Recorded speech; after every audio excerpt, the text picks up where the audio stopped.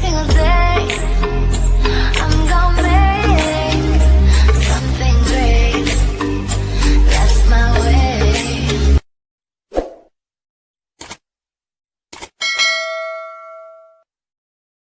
Hai guys, saya lagi di PIM 2 mau nonton Conjuring. Oh, di PIM 2. Oke, lihat tulisannya juga PIM 2 di premier. PIM 2. Nanti ya gue akan review untuk film Conjuring, oke? Iya. Di ininya. Jadi studionya gue tuh si meme tuh. Si meme.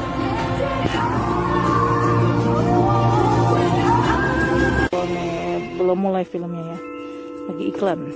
Oke. Guys, welcome to my YouTube channel Diary of TB. If you like the video, you could like the video. If you don't like the video, you could dislike the video. Please share, comment, and subscribe my channel. Oke guys, kemarin tuh gue ini gue mau ngebahas Conjuring ya, Conjuring 3, The Devil Made Me Do It. Oke. Akhirnya gue tuh bisa juga nonton Conjuring 3, dan ini jujur ya, ini pertama kali gue ke bioskop lagi setelah pandemi. Sebenarnya bukan setelah pandemi sih, masih pandemi juga gitu kan. Sebenarnya masih pandemi juga, belum kelar sampai saat ini. Seluruh dunia masih pandemi gitu. Cuman kan vaksin udah mulai jalan nih. Ya, at least di atas 50% lah orang yang udah divaksin di Indonesia ya. Nggak tahu kalau di luar negeri. Ya, tingkat COVID sih sudah mulai agak terkendali ya. Jadi ya naik turun sih, kadang ada fasenya si COVID ini naik, ada fasenya dia turun. Jadi ya nggak kayak tahun kemarin gitu. Jadi sekarang mall udah buka, terus juga bioskop juga sudah buka, which is tahun kemarin bioskop ditutup sama sekali. Mall memang buka tahun kemarin, tapi bukanya belum full ya, maksudnya belum kayak masih sampai jam 9 atau masih sampai jam 7, masih ada pembatasan waktu untuk pembukaan mall, untuk jam operasionalnya mall gitu kan. Cuman memang mall walaupun udah dibuka, bioskop belum dibuka. Dan baru sekarang bioskop dibuka. Tahun ini kayaknya tahun ini udah mulai buka sih bioskop sih. Tapi ya tetap prokes atau protokol kesehatan tetap diberlakukan, dan jadi memang seatnya itu satu ya dibatasin gitu loh. Jadi satu seat terus kosong, ada seat lagi kosong gitu. Jadi kayak di longkap satu seat gitu loh. Nah, gue sendiri memang sudah ngikutin Conjuring dari awal, dari pertama, kedua, ketiga. Kalau yang pertama itu dan kedua tuh serem sih menurut gue pribadi. Karena kalau nggak salah kedua tuh hantunya Falak ya, Falak si suster itu kan, si suster yang biarawati itu, yang serem banget ya pokoknya deh si Falak itu. Kalau yang pertama itu gue lupa sih ceritanya gimana, tapi intinya juga lumayan serem pertama, kedua tuh serem. Yang ketiga dibilang serem, enggak serem banget sih, enggak. Tapi yang jelas dari yang gue suka dari film Conjuring itu kayaknya lebih based on real story ya, karena memang ada tokoh Ed and Lorraine Warren itu memang ada. Mereka tuh kayak semacam apa ya, paranormal. Jadi si Lorraine-nya itu paranormal, si Ed-nya itu lebih kayak supportnya si Lorraine gitu loh. Itu memang paranormal yang memang ada di Amerika, dan memang rumah mereka itu dijadikan museum karena setiap mereka selesai menangani satu kasus, terutama kasus kerasukan gitu ya, kerasukan setan gitu, itu biasanya pasti mereka akan ngambil satu barang bukti dari kasus tersebut, dan itu akan ditaruh di rumahnya mereka, which is kalau nggak salah itu di gudang bawah tanah deh atau apalah, pokoknya di satu ruangan khusus gitu ya. Dan itu memang apa ya, rumahnya si Ed dan Lorraine Warren itu memang dijadikan museum di Amerika. Itu dibuka buat umum. Cuman memang barang-barang di situ memang rata-rata sih udah di grounded sama udah dibaca-baca sama pendeta mungkin ya, udah dibaca-baca sama pendeta, dan juga udah di grounded pakai air suci Vatikan atau apalah gitulah, air sucinya orang Kristen lah. Soalnya gue bukan Kristen, gue Muslim, jadi gue kurang paham nama air sucinya itu. Cuman yang gue suka ya itu based on true story sih kayaknya kasusnya. Ini tentang si siapa? Si Arnie. Jadi gue baru ingat. Si Ed dan Lorraine Warren ini dari Connecticut, USA. Dan ini memang kasus itu based on true story. Jadi every film Conjuring itu memang based on true story. Nah, salah satunya jadi gini, film Conjuring, terus film The Nun, filmnya si Falak, biarawati hantu itu, Annabelle, film Annabelle, itu semua kasusnya Ed and Amityville. Jadi film pertama itu Amityville. Film pertama pasangan Warren ini yang diangkat menjadi film based on true story gitu ya. Itu yaitu Amityville, terus baru tuh ada Conjuring. Nah, dari Conjuring itu mulai tuh kepecah-pecah lagi. Ada The Nun itu adalah film tentang biarawati yang menjadi hantu, dan itu namanya biarawati itu si hantu biarawati itu namanya Valak. Si Valak itu adalah tokoh setan yang ada di film Conjuring 2. Nah, Annabelle, boneka jahat itu yang sejenis Chucky itu juga dari filmnya itu. Kenapa ada film Annabelle? Itu juga adalah ininya Conjuring kasusnya si Ed and Lorraine ini. Itu kalau nggak salah ada di Conjuring 1 deh kalau nggak salah. Tokoh Annabelle itu akhirnya di-split dan dijadikan film tersendiri gitu loh. Sama kayak The Nun juga yang hantu Falak itu juga di-split jadi film tersendiri.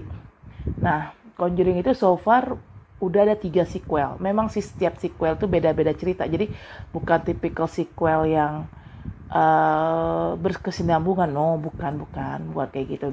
Jadi satu sequel ya kelar ceritanya sampai di situ. Terus ntar sequel kedua ada cerita baru lagi, ada investigasi baru lagi dari si Ed and Lorraine ini. Cuman emang sih kalau bisa di-compare Conjuring 1, 2, dan 3, yang 3 nggak terlalu serem sih kalau menurut gue. Tapi nggak tahu ya kalau menurut kalian ya.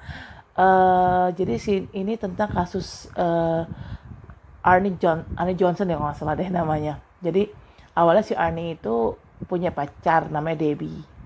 Nah, si Debbie itu punya adik namanya David. Nah, awalnya kesurupan tuh si David gitu loh, adiknya si Debbie ini. Jadi awal mula kesurupan itu karena ada yang narok atau ngirim totem tuh kayak apa sih, kayak pokoknya kayak benda, semacam benda atau semacam jimat yang memang ada urusannya dengan sekte tertentu yang memang memuja setan.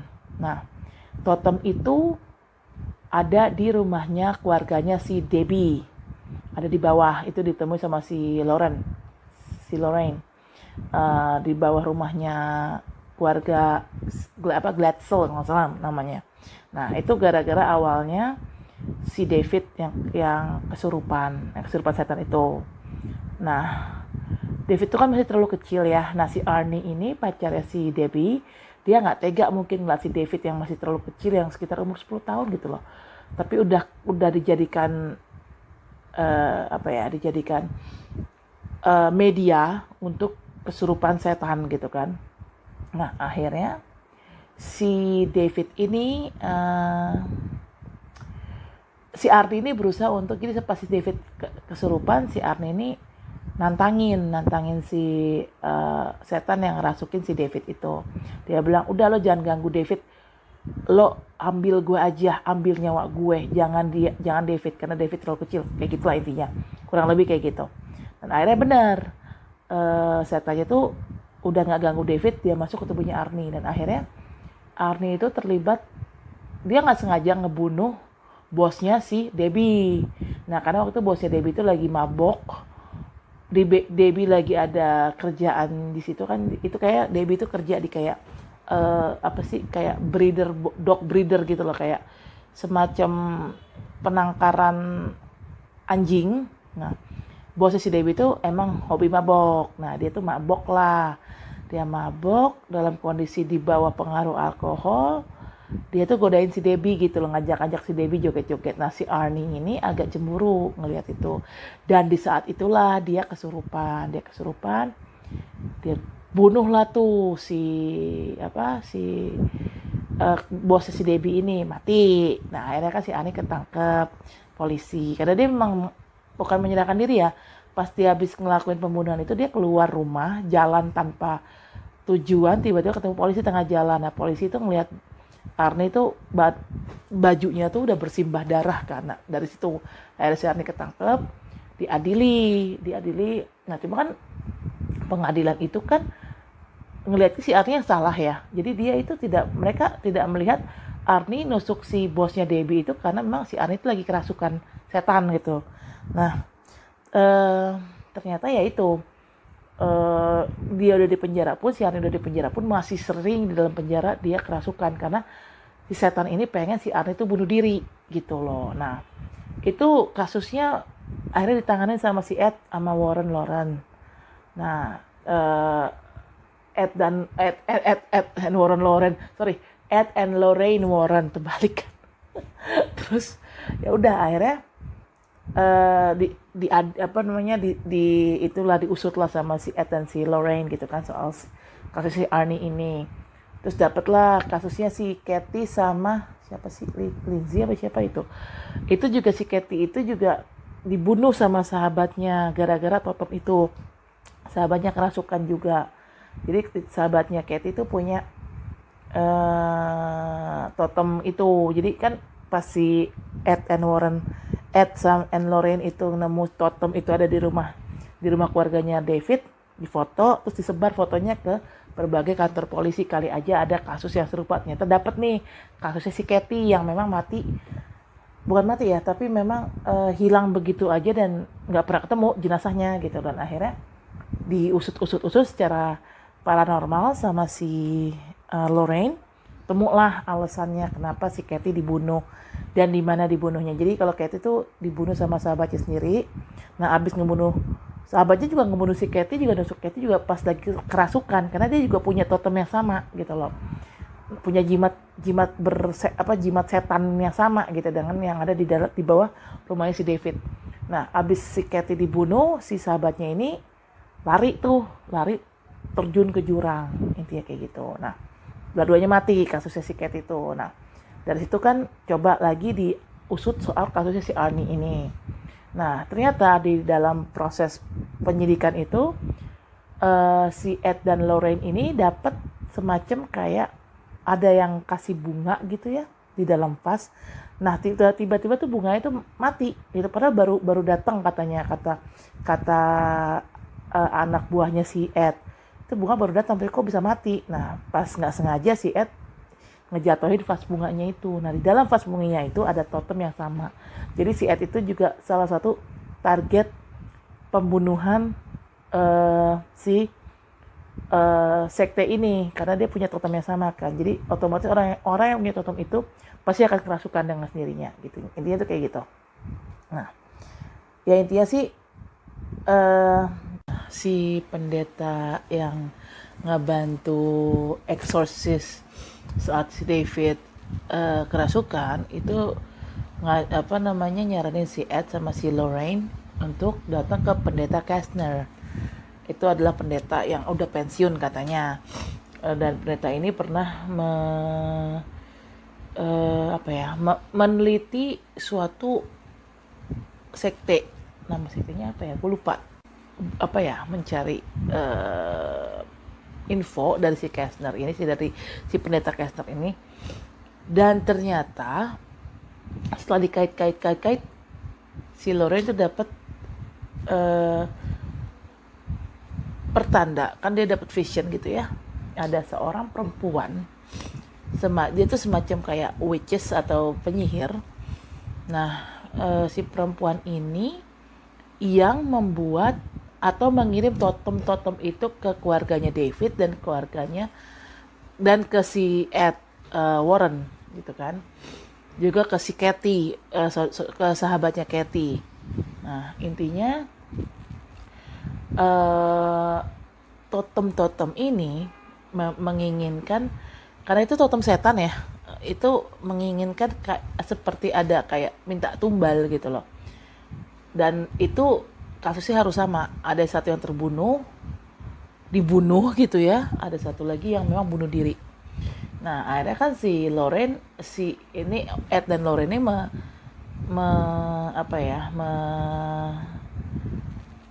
dia mencoba mengusut teka-teki itu, siapa kasus itu, dan ternyata si pendeta Kastner ini dia memang ada hubungannya sama si dukun yang minta tumbal ini loh, yang mungkin dia juga yang mengirimkan totem-totem itu ke si keluarganya David dan juga keluarganya Warren gitu loh, ke si Ed Warren. Nah, mungkin juga si Ed, mungkin dia sebenarnya bukan target, bukan awalnya yang ditarget itu si David, tapi kenanya kan ke si Arnie, terus juga sama si Kathy. Sebelumnya kan si Kathy duluan tuh dibunuh kasus itu. Nah, satu lagi kasusnya itu untuk kasus bunuh dirinya itu ditargetin tadinya David, tapi karena David masih terlalu kecil, akhirnya itu di take over sama si Arnie kan. Si Arnie kan bilang sama setannya, udah jangan David, gue aja, ambil aja nyawa gue gitu. Akhirnya kan si Arnie kerasukan, walaupun dia di penjara dia berusaha melakukan bunuh diri gitulah intinya. Nah, si Ed ini sebenarnya mungkin tidak ditargetkan awalnya, tapi karena si Ed dan Lorraine ini ikut campur dalam masalah ini, ya akhirnya si Ed pun jadi salah satu target juga yang ingin dilenyapkan gitu loh. Tapi dilenyapkan dengan cara, bukan dengan cara langsung dibunuh, tapi ya itu mungkin mau dirasukin gitu loh, dibikin kerasukan gitu, entah dia ngebunuh orang atau dia ngebunuh dirinya sendiri, ini kayak gitulah. Nah, akhirnya si Lorraine dapat vision, si Kastner nih, pendeta Kastner nih ada hubungannya dengan masalah ini. Akhirnya dia balik lagi tuh ke rumah si pendeta Kastner. Jadi mereka bagi tugas, si Ed sama staffnya tuh, gue lupa namanya siapa, dia mempelajari kasusnya si Kathy awalnya, karena di situ kuncinya. Dia mempelajari kasusnya Kathy dan dia mencoba ya kan dia dikasih pinjam sama polisi kan yang nanganin kasusnya Kathy, dikasih file berkas kasusnya si Kathy itu. Jadi akhirnya mereka mencoba baca itu file dan dipelajari sama mereka, si Ed sama si staffnya ini. Nah, si Lorraine datang ke tempatnya si pendeta Kastner lagi tengah malam. Nah, disitulah akhirnya ketahuan sebenarnya kuncinya tuh di si pendeta Kastner, dan pelaku perdukunan itu adalah anaknya sendiri, anaknya si Kastner. Jadi kayaknya si Kastner itu kenapa dia tidak menjadi pendeta lagi, karena dia tuh tertarik dengan urusan segala sesuatu yang berhubungan dengan setan-setanan, demonik gitu loh. Nah, si anak ini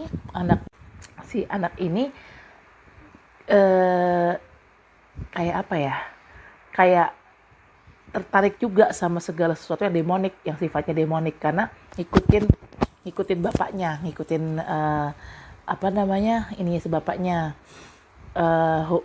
hobi bapaknya lah gitu. Nah, akhirnya si anak pendeta Kastner ini jadi kayak obses gitu dengan segala sesuatu yang sifatnya demonik, dan akhirnya yaitu dia melakukan perdukunan itu karena mungkin minta tumbal atau apalah ya. Nah akhirnya ya itu kan, akhirnya diselamatin lah sama si Lorraine dan si Ed juga akhirnya pas tahu si Kastner itu ada hubungannya, dia langsung ngejar si Lorraine ke rumahnya si Kastner.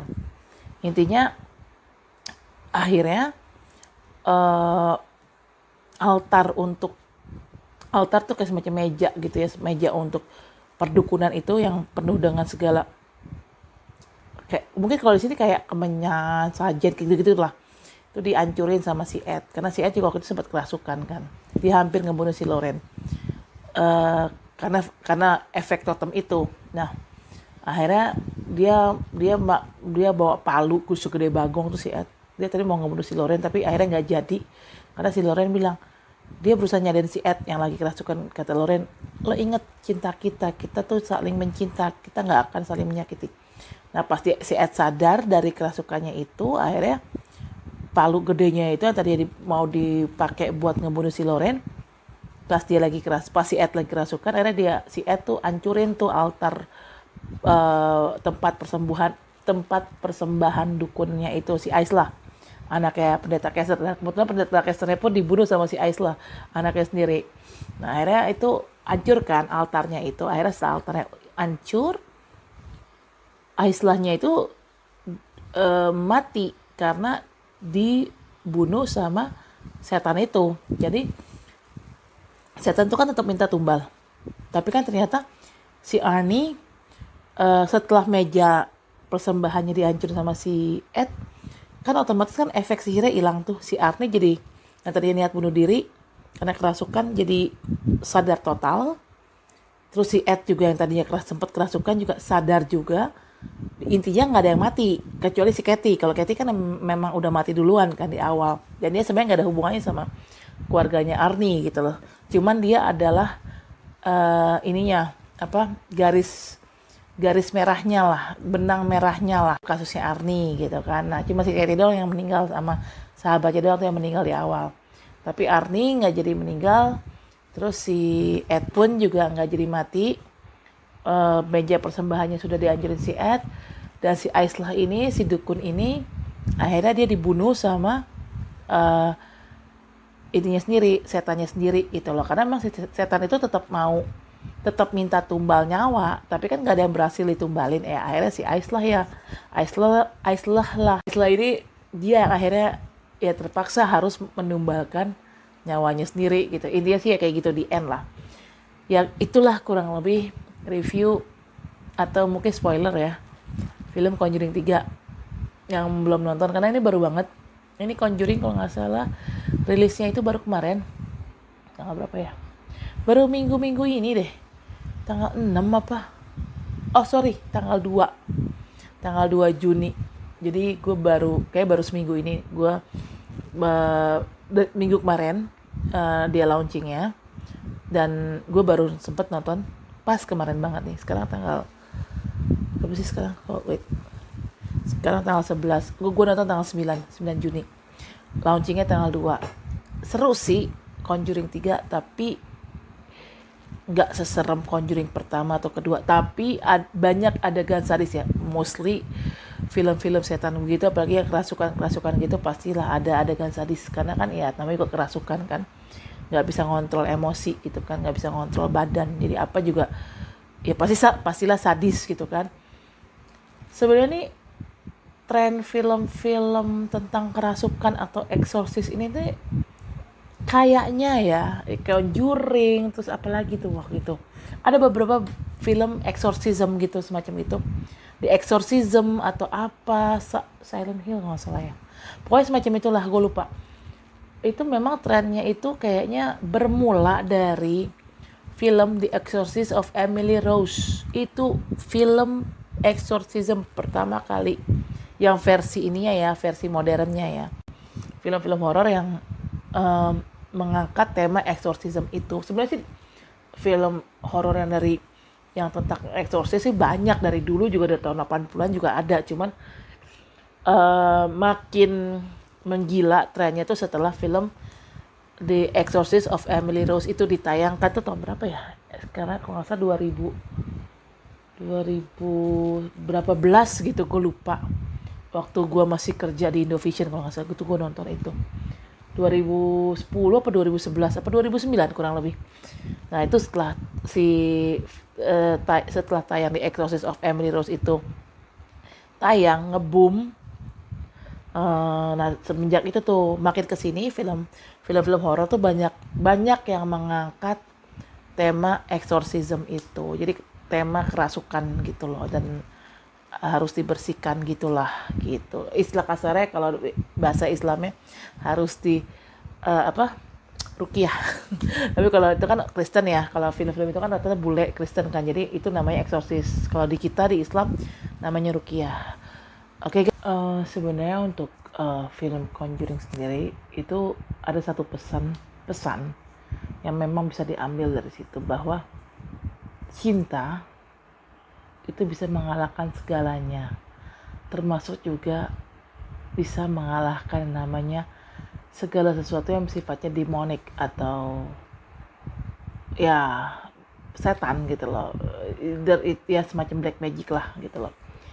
Seberapa kuat pun black magic itu, kalau sudah bicara cinta itu adalah suatu hal yang datang dari hati kan, dan itu tulus biasanya. Cinta yang sejati adalah datang dari hati dan sifatnya tulus. Segala sesuatu yang datang dari hati dan sifatnya tulus itu sifatnya kuat.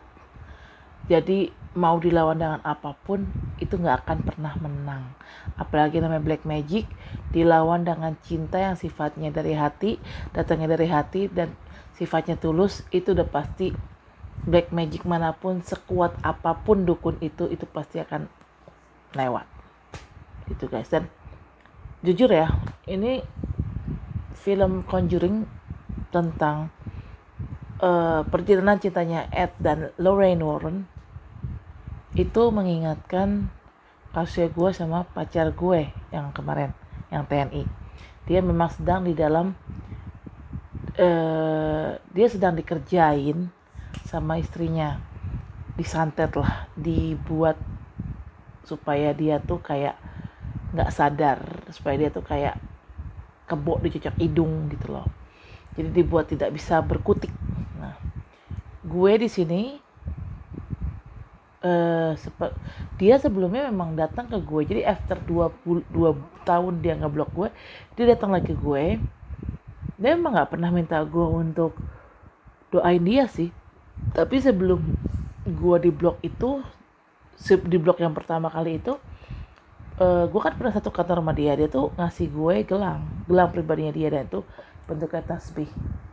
Ini gelangnya nih. Bicara tasbih, ini tasbih kecil. Bicara tasbih itu kan artinya kan biasa dipakai buat berdoa dan buat berzikir kan. Nah, gue rasa dia ngasih gelang itu ke gue pasti ada maksudnya, nggak mungkin tanpa maksud. Mungkin dia udah tahu kali, dia udah sadar secara inner ya, secara dalam itu dia udah sadar dia bakal dukunin nama istrinya, jadi dia kasih gue gelang ini. Secara nggak langsung dia minta gue doain dia.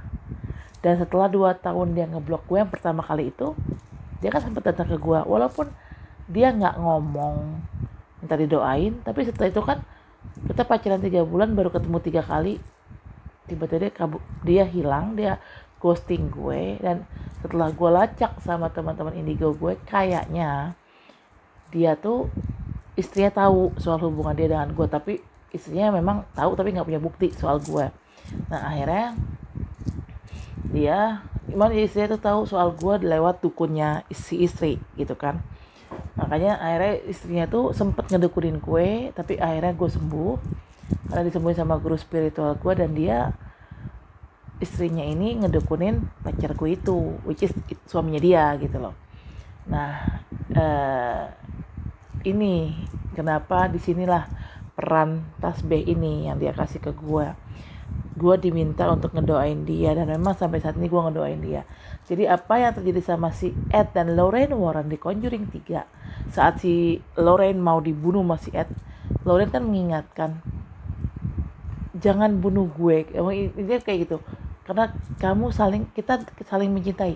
Dan di scene terakhir Conjuring 3 itu kalau nggak salah ada omongan si Lauren, gue lupa apa, tapi intinya omongannya itu maksudnya menjelaskan bahwa cinta sejati, cinta yang tulus itu bisa mengalahkan semuanya, termasuk mengalahkan black magic yang sangat powerful sekalipun. Nah dari situ gue ngambil pelajaran itu untuk tetap membantu pacar gue ini agar terlepas dari bini yang zolim, agar terlepas dari guna-guna, agar terlepas dari efek sihirnya bini yang zolim itu. Lewat apa gue menyadarkan pacar gue itu ya lewat ini, doa pakai tasbih ini yang pernah si pacar gue kasih ke gue. Gitu loh guys. Oke, I think that's it for now. Thank you for watching my video. Don't forget to subscribe, especially for you who new in here, who are new in my channel. Bagi kalian yang memang baru di channel aku, tolong ya di subscribe ya, di like, di share, di komen. Okay, I'll see you next video. Bye.